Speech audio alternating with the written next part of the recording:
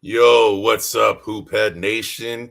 And welcome to Buzzer Beaters. I am Eddie Aparicio. This is my co-host, Anthony Tuan Corral. And we are an NBA podcast that's brought to you by gremlingsmedia.com. And we are here live because we want to take your questions. We're live here every Wednesday at 9 p.m. Eastern, 6 p.m. Pacific. Tonight, we're going to go ahead and talk about the legendary LeBron James, who started his 23rd season, his record-breaking 23rd season, and he got a commemorative patch to essentially commemorate his 23rd season when he played the Kings. Yes. So we'll talk about that. Is he the greatest of all time? I don't know. We'll see. That legend continues to grow.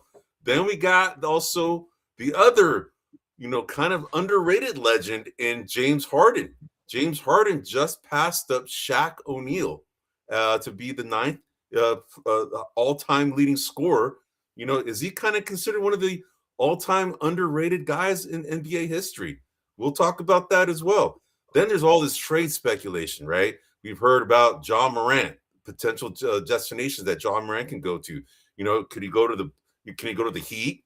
Can he go to, the Bucks? Can he go to the Kings? I mean, there's a lot of different teams that are kind of linked to this guy.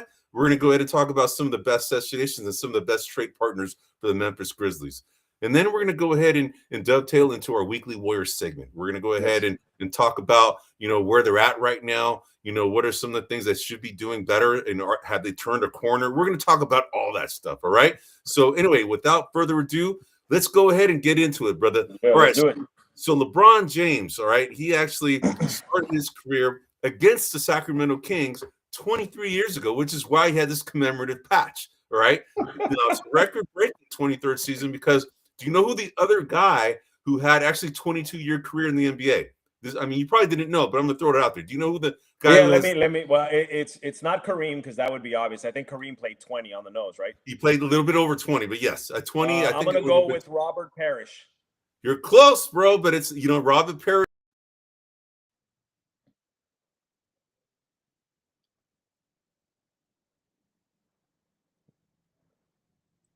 I think you locked up on me, right? So LeBron James. Hold on, Eddie. I lost you for a second. Okay, can you hear me right now? I think that. Yeah, I got you. Who was it? I guess Robert Parrish and who? No, so it wasn't. It's Vince Carter. Vinsanity. Oh my God! Vinsanity was the guy that LeBron broke his record against. I mean, as far as the 23-year career, Vince Carter had a 22-year career. But you were right in some of these other players that have had. There's other players that have had 21 years, and Robert Parrish is one of them. That was a really good pool, man. So I'll give you another. Let me give you a couple guys to guess, and I'll go ahead and tell you one that I think you'll get. Okay, so one guy is actually still playing, but he got. We had a podcast a few weeks ago where we thought it was kind of Bush League that he got let go. Who is that? Chris Paul. Right, Chris Paul. It's 21 years, all right? Yep. The other guy, same draft, and played for Don Nelson, all right, as Steve Nash. Who's that? Played for Don Nelson. Yep. Actually, Don Nelson proclaimed this guy to be the best player in the draft when he drafted him. Dirk Nowitzki. Yeah, all right. And then the other guy who you actually were saying when we had our player greatness index discussion, we also had a one-on-one, remember the greatest one-on-one player, and then you were kind of hyping up this guy as a power forward that actually would create some problems, man. Yes, Kevin Garnett. Yes. All right, and then the last guy, these are all guys that have played 21 years, all right? So Vinsanity is the one that LeBron just broke at 22 years, and LeBron's at 23. All of these guys are 21 years. The last guy, man, now this one, I'm gonna make it a little harder for you. All right. All right. Okay. So this guy played center. Okay. He played for the Warriors. Okay. Okay. Wasn't necessarily like a superstar player, but just had a long career. He has the same first name as somebody that you already just mentioned. All right. The power forward guy that you just mentioned. Okay. Okay. So I just gave you some clues. And the last clue, if I give it to you, you're gonna get it. But who is this the other guy? Who is this other guy? First name is Dirk. Let's Nope. see, Kevin, Dirk. Yes. So Kevin. All right, Kevin. Yes. Play for the Warriors. Kevin. All right. If you're not going to get this in another couple. Yeah, no, I don't. I'm drawing a blank. Okay. I'll give you his last name starts with a W. Oh, Willis. Yeah, Kevin Willis. Yes, all right, brother. All you had to say was the T-Rex. That's right. I didn't want to give it away because T-Rex, you would have gotten it like that, brother. Yeah, T-Rex. Yeah. For those that are too young, look up Kevin Willis. He's 7 feet tall, and he probably had a wingspan of 4 feet. Dude, I think D'Anthony Melton has a longer freaking wingspan. I think he does, dude. Kevin Willis, dude. Kidding. I almost can guarantee you he does. He does, dude. Yeah, all right. And then you already mentioned the aforementioned Kareem Abdul-Jabbar. He had a 20-year career, right? So that's that's impressive, man, that LeBron James got to 23 years. And one thing that I kind of want to look at is kind of percentage of games missed versus played, and what his percentage played over his career is. I'm sure he's the highest because he spends so much money on himself to stay at optimum health, right? So I don't think he's missed much games in his career, which is why he's an all-time leading scorer, right? If you look at the gap between him and Kareem Abdul-Jabbar, it's more than 4,000 points right now, bro. All right. I mean, LeBron James is at 42,654 points, and counting, and Kareem, and we thought Kareem's 38,000 was never going to get caught. Would never get caught, right? And this guy, caught him, and wasn't even considered like a scorer. He was more of a distributor, right? So, there's going to be a lot of like LeBron James lovers out there that are going to say this guy's the GOAT, right? Especially if he's wearing this commemorative patch right now. And I don't know if you know this, bro, but he actually has a kind of a deal with Topps. I don't know if you know this. No, I don't know.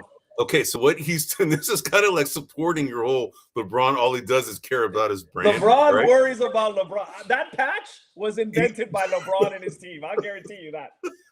So what LeBron James has, he has this commemorative patch that he has to go ahead and take off after every game that he plays from here on out. Okay, and Topps is going to go ahead and put that into various trading card packs, right? Of course. Just arbitrary trading card pack, so it creates some worth about this, right? So that's interesting. So that's what he's doing. That's LeBron in a nutshell, bro. That is him in a nutshell. Yeah. I will tell you this though, something that jumps out at me that I think is pretty fascinating. Right. Out of all the players you named, yes, Vince Carter was the only one that I'm off the top of my head that had to significantly change his game to stay in the game as long as he did. Absolutely. Which I give him credit, because almost every other player that you named, from Chris Paul to Dirk Nowitzki to Jabbar, all their game was pretty much the same. They just played a game that was conducive to a long career. Nothing too flashy. But for any youngsters that are not, I can't believe no one's aware of Vince Carter. But for those of you, man, look at Vince Carter early on. That dude, in my opinion, top 2 greatest dunkers of all time. For sure. A fantastic athlete. His dunk contest that he had in Oakland, okay, at the old Oracle Arena, where the old where the Warriors used to play before they're now at the Chase Center right now. That is considered probably one of the more legendary dunk contests by one person of all time. But I would say that there are others that have actually come.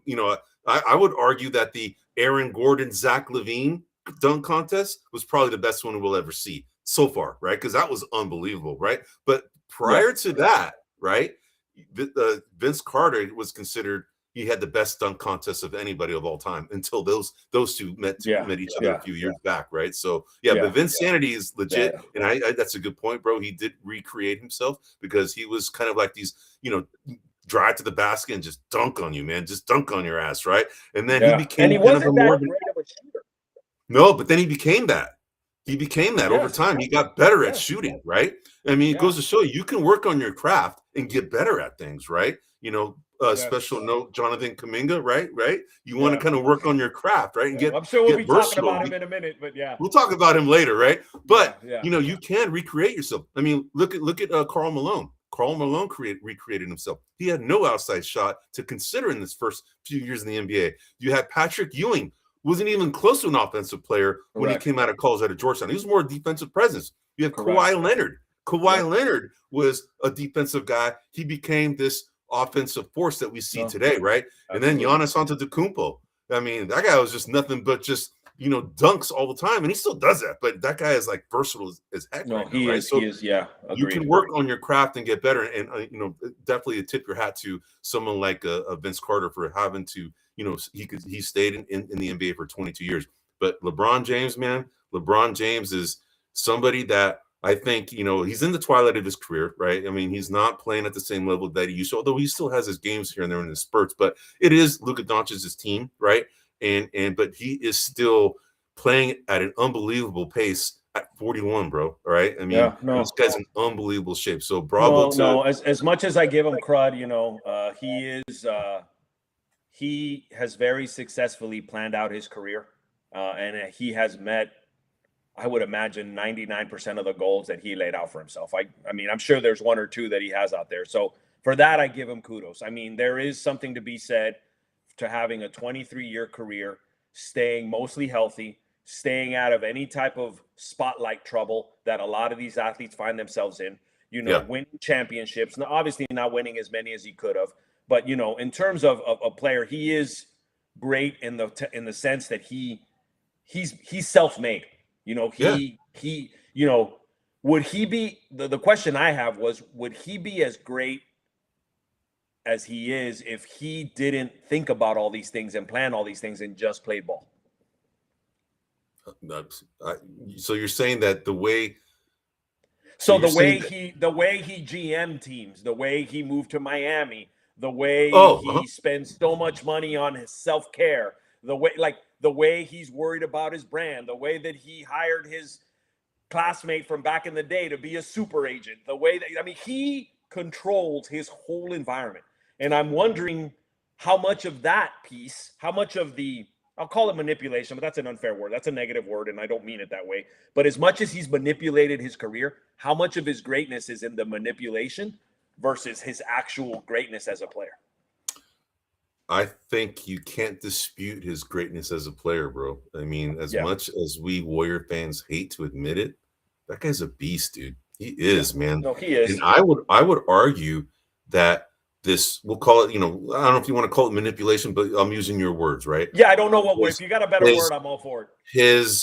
His manner of controlling the environment that he just that helps him kind of be the player that he is right now, right? I mean, because he is kind of trying to control the environment, and you can say that, the way he's kind of made up, that this, some people need some of this external stimulus to motivate themselves, right? Yes. It probably puts pressure on him to perform, because he has to live up to the hype, live up to the expectations. This brand that he's created for himself, he has to live up to it. So therefore, that makes him more focused, right? Yeah, it's very possible that there are people that are like that, man, right? And maybe he's the guy that's he's kind of like the stereotype. But what's interesting? I mean, Jordan was like that, but Jordan found it outside of himself. It seems like what LeBron does is he creates this story. Yeah. And then he puts pressure on himself to live up to this to perform, to outperform it, that's right? What I'm saying is he controls it to that degree. Yeah. I agree. So I think that contributes to his greatness. So I guess the question, how much lesser of a player would he have been? Would his career have been shorter? It's just an interesting thing, It's just, to me, truly, I don't think there's ever been a player like LeBron, like ever. Like in a lot of different ways. I mean, there's been players that are big, like Karl Malone, and can, attack the hoop. And there's been players that are 6'9", 6'10", that can run the point. All of that has existed. But all of that, and the way he's, from day one, like, this is who I am. This is how it's going to play out. This is what we're doing. He's owned it from day one. He's a businessman that plays basketball. But, dude, I mean, you got to give it up for this guy because he had all the pressure as a high school kid, right? To be in like, to be the next Jordan. He was being touted as that back in high school. Yes, he was. And then King to have James all moniker that was in pressure, high school. have all that pressure, to be the number one pick, and then deliver, bro. Yeah, I got to tell you, man. When he first came out in his first rookie year, I was like, oh my God, this guy is like a whole nother level.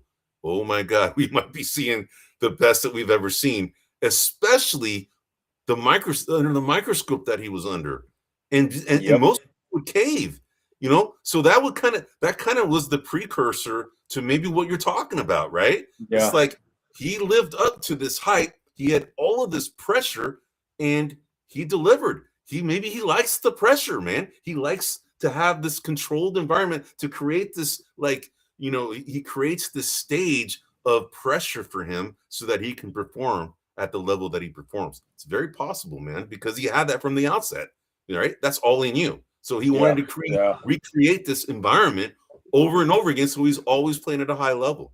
You can argue that that's a possibility. Off the top of my head, I can only think of 2 other athletes, 3 maybe, but that have lived up to that, and that's Tiger Woods and Serena and Venus Williams.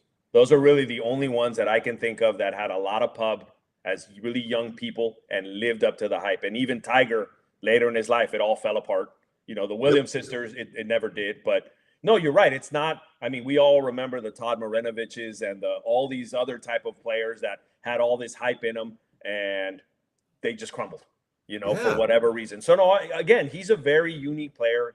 I give him all, all the flowers that he's either generated for himself or that he's getting. Because even if I don't, which I don't consider him the greatest player ever, he's still a very great player, and he's done a lot for the game of basketball, and put a lot of money in a lot of people's pockets.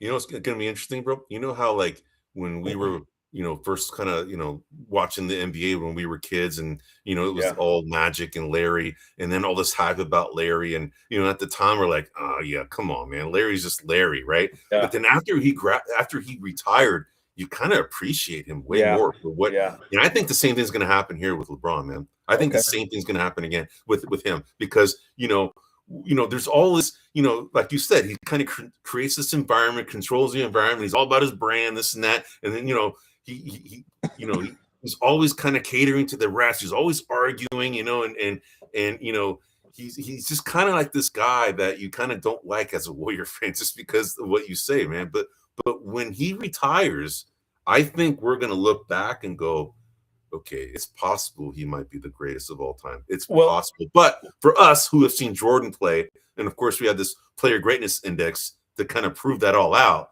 right?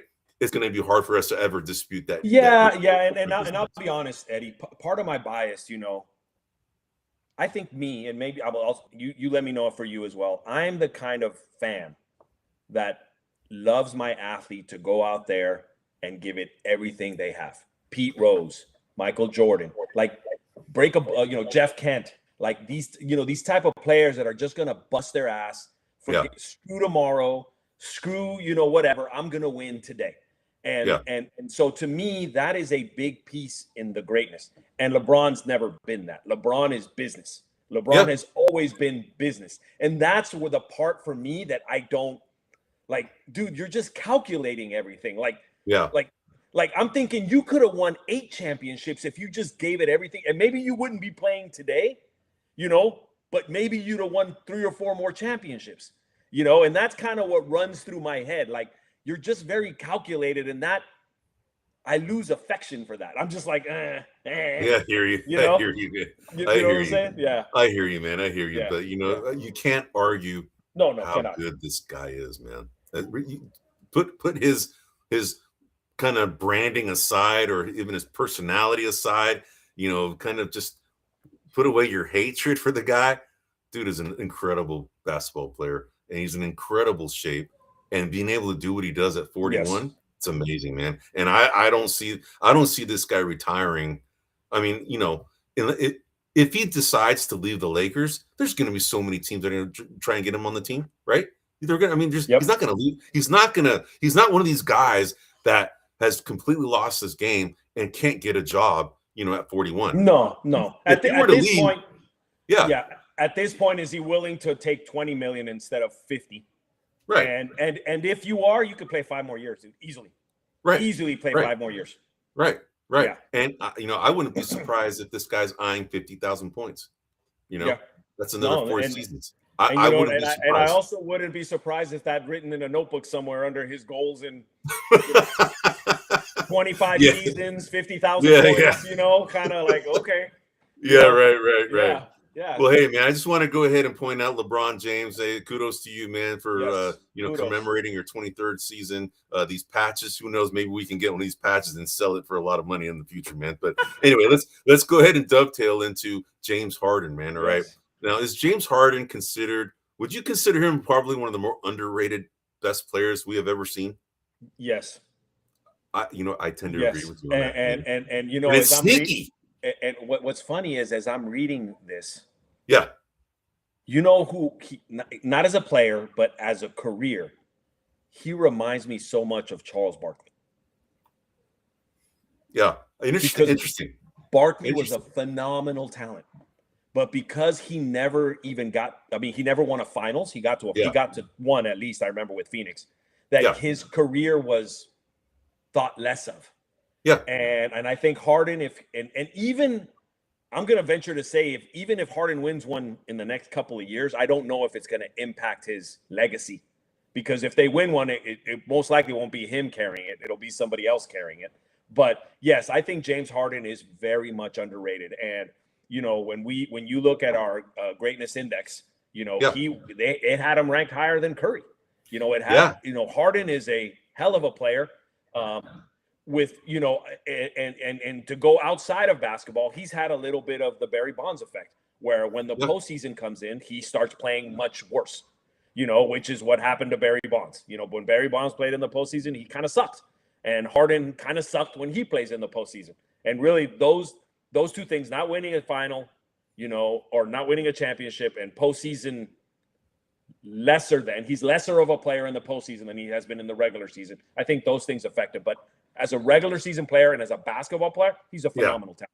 I agree with you. And the thing is, since you brought up the player greatness index, okay? Yes. And for the audience, this is a metric that Twan and I created a few months back, and it was essentially trying to take out the subjectivity of who the greatest players of all time are, because there's all these arguments about, is it LeBron? Is it Kobe? Is it Jordan? Right? And we wanted to kind of remove all of that. So we came up with this system. And you can go back to episodes, I think it was 45, 46, 47, where we kind of define all this and we kind of roll it all out. But this is what Twan was referring to. And just to kind of point out the number, okay? So in our player greatness index, we had, the top, we went all the way from 1 to 75, or actually, I think we even went to 100. But, it's a work in progress, right? But this is kind of giving you kind of like a fixed stock price, if you will, on a player's career, right? And how he is relative to everybody else. And Jordan, just to give you an idea, his metric or his number was 5,491.3. He was number one. Okay. Now, if we go to James Harden, and you made reference to James Harden and Steph Curry, James Harden's number, and this was a snapshot back then. Okay. We haven't taken into account the stats he's been accumulating since. So his number is going to continue to increase. But at the time, he was 19th. Okay. Jordan being number one, James Harden was 19th. His rating was 3,559.4. Curry's he was at 21. He's ranked 21, and he was at 3,558. So he's only off by 1.4 basis points off of Harden. Now, right? So that gives you, it's interesting. Now, when we were kind of like talking about it, when we rolled this out, we're like, man, this doesn't make sense. Yeah. But then when you look at when I look at the numbers, okay? So if you look at all-time points, right? LeBron James is number one. Right now, it's counting. It's 42,654 points and counting, right? James Harden just passed Shaq O'Neal. Shaq O'Neal was at 28,596. James Harden is now at 28,614 and counting at number 9. The next guy on his list is Wilt Chamberlain, okay, at 31,419 points. To put it in perspective, Steph Curry, he's right now number 21 on the list. James Harden's ninth. Curry's at 21. Okay. Steph Curry's at 26,257 points, which is roughly, 2,400, roughly 2,360 points less. Okay. So you can see right there that James Harden significantly more points than Steph Curry, and they have a similar career as far as the number of years that they've been in the league. Okay. Yep. If you look at assists, okay, assists, John Stockton's number one at 15,806. That's a ridiculous number, bro. All right. Chris Paul's number two at 12,552. James Harden is number 12 at 8,604. Steph Curry's 28th Yeah. at 6,691 points. It just kind of illustrates how much better from a statistical standpoint James Harden is to Steph Curry. But we all know Steph Curry's I bet you Curry's got him on rebounds, though. I bet you Curry's got him on rebounds. Maybe more rebounds. Probably around the same amount of turnovers, by the way. Yeah. but we don't want to talk about that. But Steph Curry has a lot more hardware, right? And he has a lot more memorable moments in the and that's it, right? And that's where he separates himself. Yeah, greatness comes from a regular season. Legacy comes from postseason. And that's where Harden has not produced a legacy. He's I agree with you, man. He's a great player, and as a regular season player, the stats, the numbers don't lie. He's better than Curry. But when the postseason kicks in, Curry's kicked his butt every time they faced each other. Absolutely. Yeah. But I got to tell you, for you and me who are basketball hoop heads, we're really into this, right? Yep. It kind of snuck up on me that this guy went to top 10. Yeah. Can you imagine? I mean, for us who are hoop heads, right? Yeah. And then for anybody else who just kind of like maybe is not as into it, but just kind of like like somebody who just knows about sports and just kind of James Harden, Steph Curry, they're like, oh my God, Steph Curry, because of all the hype he has. Not necessarily he's hyped, but he's always on playoffs, and it's not James Harden hasn't won any championships, right? Correct. But when you compare and contrast the numbers, you'll be like the hoop heads of the non-hoop heads of the world be like, James Harden has got more points than assists than Steph Curry. No way, that snuck up on me, man. Right? Yeah. So isn't it amazing? It's amazing. I agree. The assists as a hoop head didn't surprise me, but because Curry's gotten into his career, he's ran less and less point, and really he's really an off guard now. He's not even a point guard anymore. So that doesn't surprise me. The points, though, given the fact that Curry owns the record for 3-pointers, which means that that's so many more points than Harden's. Harden has a lot of 3-pointers as well, but I would have thought that Curry has more points, and I will at least say if things keep trending, Curry will surpass him, because Curry at this point is having, in my opinion, a better late career boom than Harden is having. But how long Curry's last, I don't know. But if it continues another 2 years, he'll catch him. But here's another argument, bro. All right, James Harden was considered probably maybe the best point getter from the free throw line for a long ass time, bro. Yes. Right. Yes. Steph Curry can't even sniff the freaking free throw line. He can't half as many times as James Harden. And you can kind of there's a lot of other podcasts that even talk about kind of like the that this is all fixed, right? That this is kind of like the way of keeping Steph Curry, below a LeBron James, for instance, right? As far as legacy, right? Because if you count all the fouls that he should have been called, right? It's like the number of points he would have had above to where he's at right now is like multiple thousands of points. Right? So he could be right there with James Harden, if not more, if he got the opportunity to score more points from the free throw line like James Harden did. Right. Well, so that's that argument. Yes, but for our conspiracy theorists out there, I would agree with you, except for one simple fact: Jimmy Butler. Jimmy Butler has come here and he's continued to get fouls, and to me, getting a foul is a skill.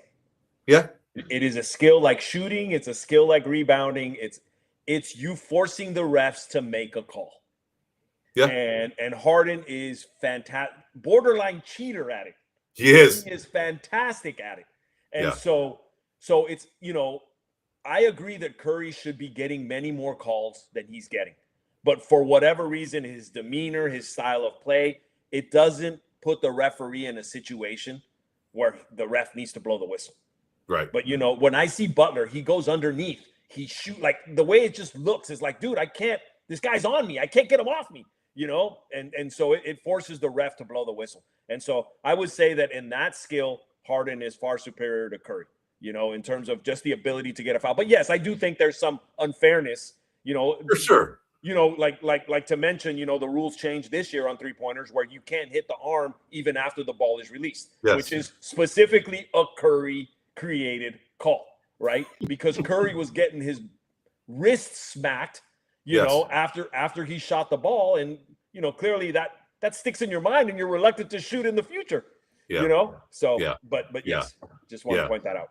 Yeah, so you know, kudos to James Harden for, you know, passing up Shaq O'Neal and going to 9th of all time, and now, you know, it's very possible he's going to pass up Wilt. You know, if he continues playing for another couple of years, he'll pass up Wilt in 2 years easily, right? So I just wanted to go ahead and commend James Harden on a you know, something that he accomplished. He's an underrated superstar, and he's going to be a first ballot Hall of Famer. It's just that we wanted to kind of illustrate, you know, for this, because, you know, like I said in the previous podcast, we rolled out our player greatness index, and we had actually had a number that was higher than Steph Curry, and James Harden was higher. And even our Mount Rushmore segment, you know, Steph Curry was one of the guys, right, that we thought should be in there, and James Harden is nowhere to be seen, right? And, you know, this kind of shows that James Harden is a lot better than people think, right? So, all right, man. So we are at like 30 minutes right now, bro. Let's get into Ja Morant, man. So Ja Morant is being talked about as a potential asset that's going to be traded by the trade deadline of February 5th, right? So some of the teams that are linked to him: the Kings, okay, the Wolves, the Miami Heat, the Milwaukee Bucks, Chicago Bulls, right? Now, out of all of these teams, who do you say would benefit the greatest? Out of all of these teams, who do you think would benefit the most? Out of all of these, so the teams are Giannis, or Milwaukee, Heat, the Kings, and the Bulls, and the Wolves, So the Wolves, the Kings, the Heat, and the Bulls, and the Bucks, 5. Yes. Okay. Yep. So right off the top, I would remove the Bucks and I would remove the Heat as the greatest impact to that organization. The Bucks have Giannis, and bringing Ja Morant would be as a number 2 piece. Yes. Right? Miami has. Would it elevate the entire team? Their chances of would they climb the ranks? Maybe, but it's risky. It's risky. Okay. Go ahead. Miami is the next one I would remove because that's a Pat Riley organization. That organization comes first. And Ja Morant has too much of a history of putting himself first and not thinking of the organization. So also for that organization, very high risk. On a side note, there's been an article that just came out that says Ja Morant just bought a house in Miami, whatever that means. But anyway, so I would eliminate those two. So now that leaves the Bulls, the Kings, and the Bucks, right? Right. The Bulls, the Wolves, the Bulls, the Kings, and the Bucks. You already said the Bucks. You removed them. So the Wolves, the Kings, the Wolves, and the Kings. Yeah. So for the Wolves, also not a fit, right? They have Anthony Edwards. They're in desperate need of a point guard, though, bro. I hear you, but I'm looking at personalities. I'm looking at face of the franchise. I'm looking at I think Ja Morant. I don't know if his maturity can handle him being the second, banana. And even in Memphis, where some would argue that Triple J is the main guy, I think they all follow Ja Morant's lead because he's been their leader. Right. Yeah. So I think with the Wolves, you also run a risk of conflict with Anthony Edwards, with Julius Randle. Those are tough personalities. So I think there's a high risk there. I think the two rewards lie in the Bulls and the Kings. Right. The Kings are not playing well. They're having a very poor season. They don't have a true superstar. Okay. So I think with the Kings, I think that's a good fit for Ja Morant in terms of we go as far, Ja, as you can take us. Right, that would be an ideal location. Now, he may not like it because of the history of the franchise. And the Bulls, a very similar effect, right? You have Giddey, a couple of other players, but for the most part, he can go in there and be the leader of the organization. And from his perspective, I think that would be a good fit for him. For him, but not for him. For him. Okay. For him. Now you're looking at it from Ja Morant's, if it was his choice and where he'd be the best fit, right? But if you were looking at assets that the Memphis Grizzlies would want that would help them get past to where they're at right now. All right, let me go ahead and read you off some of these guys. So you said the Kings, okay? So the Kings, the guys that they have that could be of interest would be Zach LaVine, DeMar DeRozan, Keegan Murray, Russell Westbrook.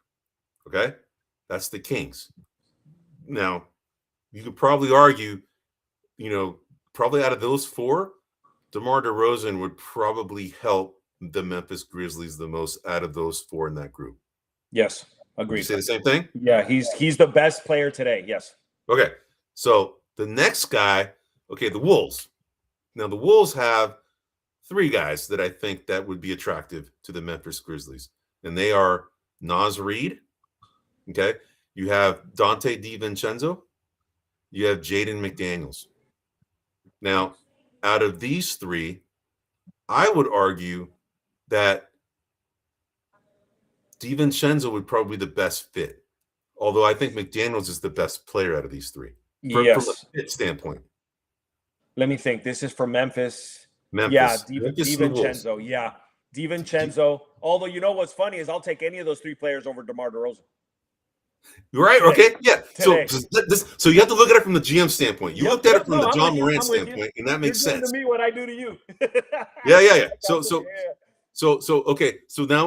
out of these guys right now, you're saying the Wolves. McDaniels is the guy that you would pick. Okay, now let's go to the next. McDaniels is the best player, but I think DiVincenzo. Out of all the guys that we've mentioned so far, the McDaniels is the best out of the Kings, and then the Wolves, what they have to offer. He's the best player, correct. Okay, next one, the Miami Heat. These are some of the guys that they could throw in, all right? Bam Adebayo. Woo! Okay, Tyler Hero. Norman Powell. Andrew Wiggins. You think they'd give a Bam Adebayo for Ja Morant? I'm not. I'm just throwing out guys that. Oh no, I hear you. That would be interesting to that the Memphis Grizzlies would want. Now, taking Bam all day. Yeah, but see, but Memphis already has like a Triple J, right? They already have the Zach Edey. I mean, Bam Adebayo. Why? Right? Well, I'm telling you right now, if I can get a Bam Adebayo, I'm trading Ja and Triple J for maybe another point guard or a wing 3-and-D player or something. But to me, I follow the golden rule. Like when you're drafting, never mind what position you need, draft talent. Draft for talent. And out of everyone you just mentioned, dude, I'll take Bam yesterday. Okay. So, I mean, you could do Bam Adebayo, and I haven't looked at how the contracts kind of work out. I'm just throwing out assets right now, right? So, Adebayo and maybe like a Davion Mitchell, for instance, because Davion Mitchell's on the Miami Heat, right? So, they could probably do Davion and Adebayo for a Ja Morant and maybe somebody else, from Memphis, right, to kind of make the salaries work. Because I don't know. I think Bam Adebayo might be higher priced out of all those guys, right? All right. So you're saying Adebayo would be the most attractive to Memphis, right? Out of all the guys that we mentioned. Yes. Okay. Next, the Bucks. Okay. Now Giannis is way more valuable. He's not even be considered in this conversation. Well, it would be pointless to pick up Ja and get rid of Giannis. That's just pointless. Yeah. Exactly. So the guys that they have are Miles Turner, okay, Kevin Porter Jr., Ryan Rollins. It doesn't even sniff not even close to the talent of what the Miami Heat. No.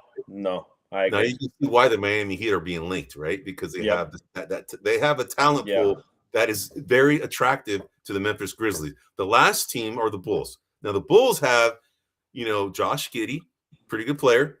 Nikola Vucevic, old but pretty good player, right? You have Kevin Huerter and you have Matas Bucelis. Okay, now out of all that, you still look at the Heat and they have the best package. Correct, but out of that batch, I take Giddey. If he's being offered, I take Giddey for Ja. Okay, so in the order of attractiveness from a GM standpoint, you say Adebayo and the Miami Heat. Miami Heat are one. Okay, correct. After that, would you say it's the Wolves or the Bulls? The Wolves are Naz Reid, Dante DiVincenzo, Jaden McDaniels. The Wolves. Okay, I agree. The Wolves. And then after that, it'd be the Bulls. The Bulls. Okay. The Kings are last. And then the Kings or the Bucks would probably the Bucks would be last. The Bucks would be last. The Kings and the Bucks. Yeah. Right. Right. Correct. So now you can see like the process, right, of what the GMs are probably considering. Like, you looked at it from hey, I'm Ja Morant. Where would I want to go? Right. Where would I have the best fit? And then we kind of looked at it from a GM standpoint as to what assets do we value here at Memphis that would help our team, right? Where would it be a win-win situation, right? Yeah, And as you mentioned these names, the one that's kind of ringing to me is Tyler Hero for Ja Morant. That seems fair. I agree with you. That seems about right. Yeah. I agree with you. Yeah. I agree with you. So I wouldn't be surprised if something like that gets rolled out, man, right? Yep. We just went through the process of elimination based on assets. And, we could be the first to call the potential trade that could be happening. Yep. And we could be the soothsayer, or, we could be the Nostradamus in this and be able to predict it, right? So, yeah. But anyway, so that's interesting. So, all right, so Ja Morant is going to be on the move. We just kind of went over 5 teams that are potential destinations, and we went through the process of figuring out who the best team could be, and we think it is the Miami Heat, and it's possible that it could be Tyler Hero. All right, man. So the next thing I want to talk about before we get into our Warriors segment is Anthony Davis, real quick. Dude, what the heck is going on here in Dallas, man? I mean, they're like, oh my God, this guy's going to be out months. He needs surgery. And then they go, we're not getting any trades. We need to trade this guy. Let's go ahead and make up a story that he doesn't need to get surgery now. I don't know. What is this, man? This is like Bush League over here, man. What are they doing over here? Dude, Dallas, in a span of a year, has gotten such a black eye on that organization. Oh, my God. What are they doing? It is just incredible, dude. They went from, and kudos, and to me, Eddie, I've said this before, and I've said this a million times. The organization's competency and their ability starts with the owner. And when Mark Cuban was there, that organization was run, at least from the outside looking in. I know there's been a lot of like lawsuits and stuff but from the outside looking in, he ran it how it needed to be run. Yep. When Joe Lacob took over the Warriors, he ran an organization the way it should be run. And I'm looking at whoever's running the Mavericks right now, and dude, I gotta question whether they know anything about basketball or about athletes. They just care about gambling, bro. That's all they care about. Yeah, that's insane. Doesn't need it. But dude, it's like, what are you doing, man? The Tracy's around the corner. Oh, like, oh my God, he's got this wrist injury. Oh, he's going to be out for months. And it's like, and then it's like, what? And then all of a sudden now they're retracting it, and like, oh my God, they just blew it, dude. What are they doing, dude? It's laughable, bro. It's kind of funny. It is laughable. And this on the tails of, we didn't want Luka because he drank too much beer and because he was fat. And, and again, maybe true, but he took you to the Western Conference Finals the year before. The year before you traded him, you guys were in the Western Conference Finals. Right. And so, I don't know, bro. I don't know, man. But anyway, I just wanted to bring that up because it's a joke. And Anthony Davis, in fairness, I do think Anthony Davis's pain tolerance is up for debate. I think that if he feels any sort of anything, he's like, I'm not going to play. I think he's very kind of skittish about that. Yeah. But knowing him, like with all of this, he's like, dude, I'm not playing for you guys ever again. I'm just going to have something wrong with me until you trade me. Right, man. Yeah. Good call. I mean, his pain tolerance is in question. He's got to get some icy hot, man. Or he's got to. Yeah, I know his pain tolerance is in question, but he's got to be a spokesperson for Aleve or one of these freaking painkiller medicines, man. You make money on the side there. But all right, but let's go ahead and dovetail into our weekly Warriors segment. Yes. All right, brother.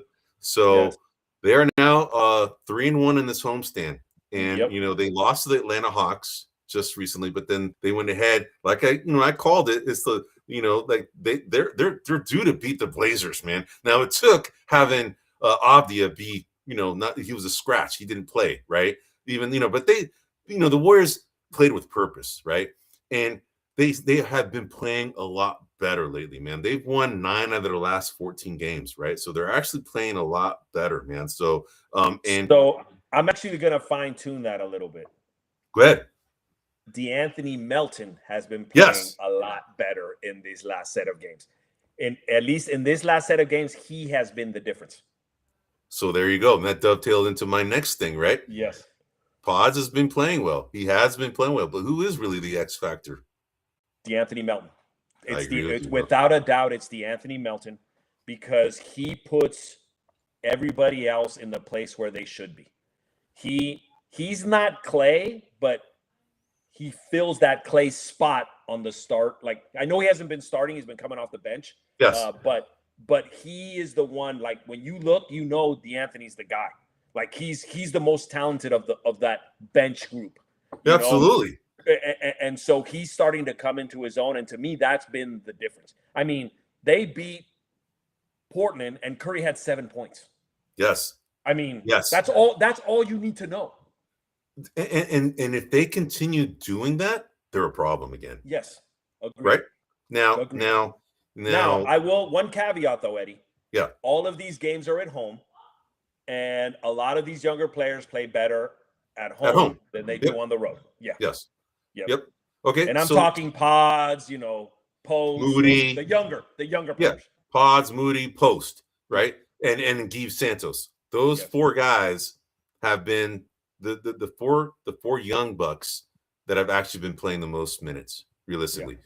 Pat Spencer has not even sniffed the court, bro. Right? We all know about Jonathan Kuminga. Jonathan Kuminga has not played since, I think, December 19th or something like that. He's played his final game in a Warriors uniform. Yeah, he has, and it's. I mean, next, I think it's by tomorrow is when he's tradable, right? So it's going to be interesting to see if he's. And now, from all the reports that we've heard, following the local, sports networks and also talk radio, that the market is somewhat cooled for him, big time, and it's likely because of a lot of these GMs are going, hey man, if the Warriors are not playing him, shoot, man. Maybe this guy isn't really that valuable, right? I mean, that's the whole sword you're playing, right? That is one angle. Another angle that I've heard is they're not playing him because they've already traded him, and so the new team doesn't want him risking getting hurt. And interestingly enough, I don't know if I brought this up last week, they sat Michael Porter Jr. one of the games, the last game they played before tomorrow. Yep. And there's a lot of things I'm reading where the belief is that they're going to trade him for Michael Porter Jr. But there's probably more than just. I mean, there's other. What I'm seeing is something like Buddy Hield, and Moses Moody, and one first-round pick. And the struggle is between 1 or 2 first-round picks. I think Brooklyn wants 2. The Warriors only want to give up 1. Yep. And I think that's that. So we'll find out quickly if I'm a liar or not. By the time this posts tomorrow, we may already know.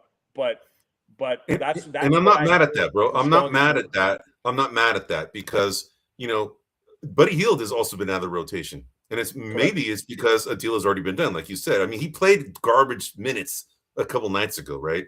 He played but didn't really play that long. That was his only real minutes since, right? So. I'm not mad at Michael Porter Jr. I've always thought he'd be a good fit for the Warriors because he adds that element that we lost with Clay, right? Correct. And he can shoot, and he can shoot probably above most people in the NBA because he's 6'10" and he has a high release point, and it's a pretty quick release, right?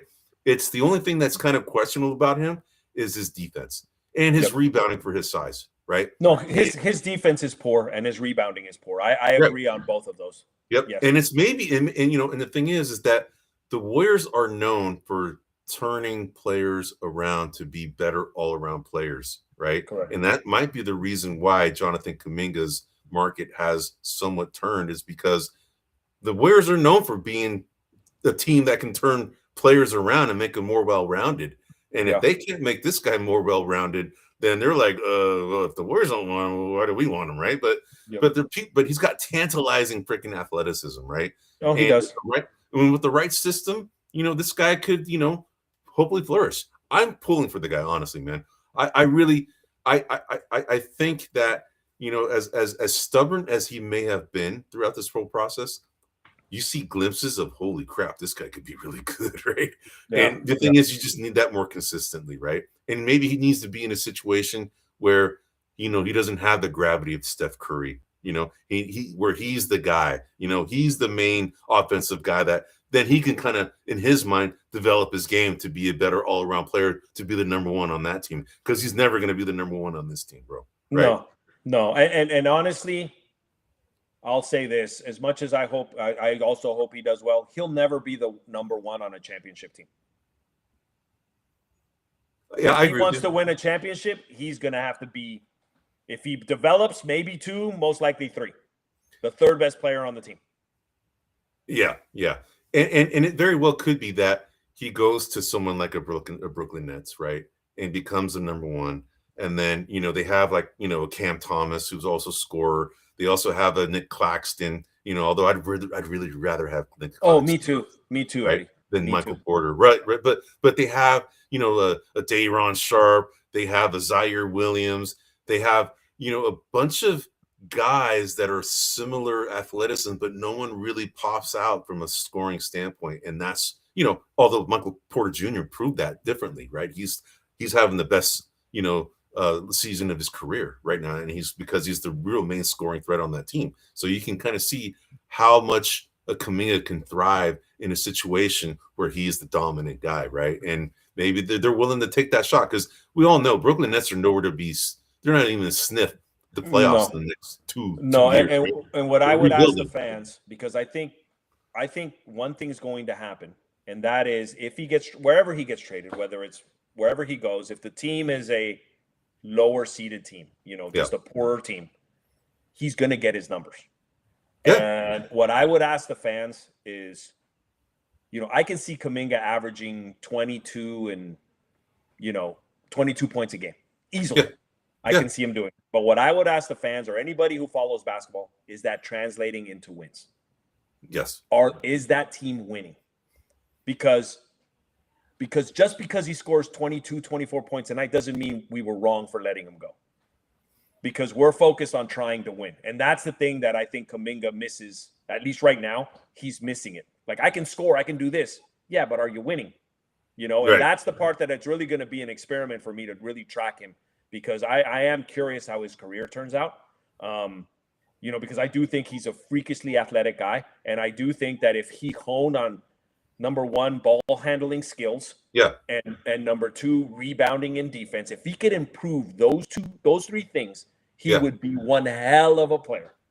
But and he still could be, man, because he's still really young. No, right? He is really young. But if he can improve those, then I think the sky's the limit. But if he's just a scorer, then he's got a couple of years in him, and then the league's going to forget about him.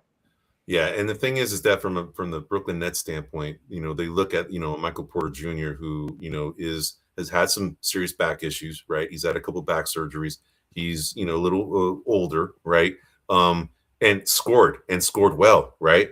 And from a Brooklyn Nets standpoint, they're going, okay, we benefited from having a scorer like that, but he is somewhat of a ticking time bomb with that back issue, right?